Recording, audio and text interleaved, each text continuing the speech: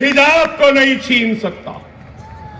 ये हमारी ताकत है। खुदारा इस बात को समझो, हालात को समझो कि हालात किस तरफ है। अगर आज हम मुनज़्ज़म नहीं होंगे, मुत्तहिद नहीं होंगे, तो फिर दुश्मन कामयाब होगा। अरे आज मैं फिर से कह रहा हूं कि मोहब्बत की दुकान भी इनके पास, नफरत की दुकान भी इनके पास। कांग्रेस का सदर कौन है? हम महाराष्ट्र से आए बोले ना, इनका सदर कहां से आया? आरएसएस से आया। राहुल गांधी बोल रहे हैं एमआईएम बीजेपी की बी टीम है, एमआईएम ऐसी है, हम जहां जाते हैं हमारे पीछे जाती है, वोट काटती है। ओहो, तुम उतनी दूर से एमआईएम को देख रहे, अपने बाजू चड्डी और निक्कर पहना आरएसएस का आदमी खड़ा है, वो नहीं दिखाई दे रहा। राहुल गांधी, रेवंत रेड्डी आरएसएस का। और आज कमजोर होती हुई बीजेपी को यह एहसास हुआ कि तेलंगाना में हम तो कामयाब नहीं हो सकते, तो क्या करना? माहिदा किया, सौदेबाजी हुई कि आरएसएस वाले को कांग्रेस का सदर बनाओ, आरएसएस भी काम करेगी, विश्व हिंदू परिषद भी काम करेगी, और इस आरएसएस वाले को चीफ मिनिस्टर बनाना। अगर मैं गलत हूं तो हमसे बोल रहे हैं।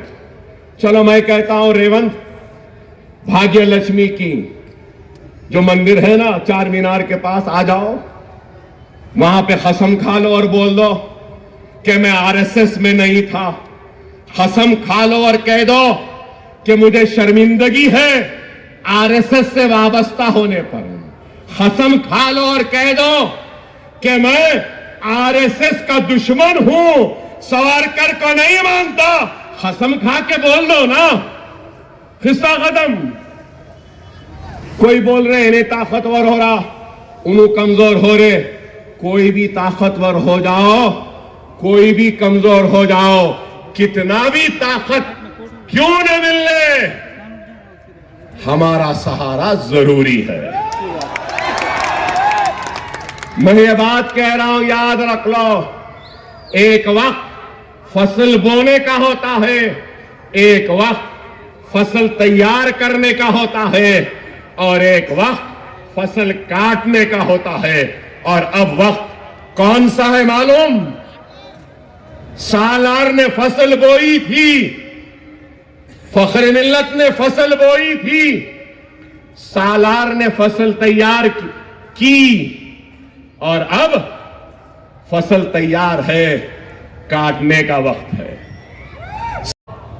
फिर से दोहरा रहा हूं सालार के जुमले को। हम बादशाह गर के मौकफ में, हमारे बादशाह गर के मौकफ को कमजोर होने न दो मुसलमानों। कोई भी तख्त पे हो, हमारी मर्जी के बगैर नहीं बैठ सकता। इस बात को समझो। और ये लोग हमारी ताकत को खत्म करना चाहते हैं। बादशाह गर का जो मौकफ है ना, उसको खत्म करना चाहते हैं। सिर्फ एक तकरीर हुई स्कूल में तो अकबर भाई बोलने पे मजबूर हो गए। याद रख लो, मुझे अकबर भाई नहीं बोलना है, मेरे इन सारे भाइयों को भाई बोलने वाला हमको चाहिए। अकबरुद्दीन ओवैसी को शेर बनना नहीं है, अकबरुद्दीन ओवैसी को अपनी कौम को शेर बनाना है। और ये इमारतों में से एक अकबर ओवैसी नहीं, आने वाले कल में 1000 अकबर ओवैसी निकलेंगे और इनको चैलेंज करेंगे और इनसे पूछेंगे कि तुमने क्या किया। आज इल्जाम मजलिस पर, और फिर इल्जाम अकबर साहब। अरे अकबर साहब को कभी शौक था, ना है, ना कभी रहेगा।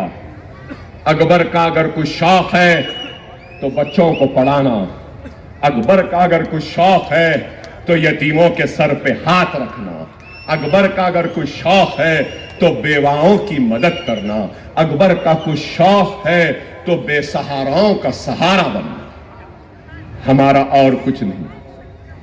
खुदारा समझो हालात किस तरफ है, इस वक्त को, इस मौके को हाथ से जाने न दो।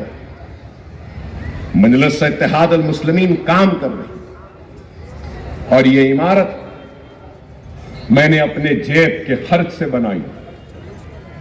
ये सालार मिल्लत एजुकेशन ट्रस्ट मजलिस इत्तेहाद अल मुस्लिमीन का नहीं है। लोग समझते हैं कि सालार मिल्लत एजुकेशन ट्रस्ट मजलिस इत्तेहाद अल मुस्लिमीन नहीं। मेरे भाई, ये सालार मिल्लत एजुकेशन ट्रस्ट अकबरुद्दीन ओवैसी का खुद का है, अपने पैसों से बनाया। ये इमारत मुगलपुरे की एक इमारत अभी इफ्तिताह होना बाकी है। सलाला में इमारत, अरे मैं ये भी कहूं, हैदराबाद की बिरयानी तो वर्ल्ड फेमस है, लेकिन दिलभर मसाले से बनी हर डिश बिरयानी से कम नहीं। नॉनवेज हो या वेज, हर डिश बनेगी अब मजेदार दिलभर मसाले के साथ। अब रोज बनेगा हैदराबादी जायकेदार खाना आपके घर भी दिलभर स्टाइल में। दिलभर मसाले, असली मसाले, हकीकी जायका।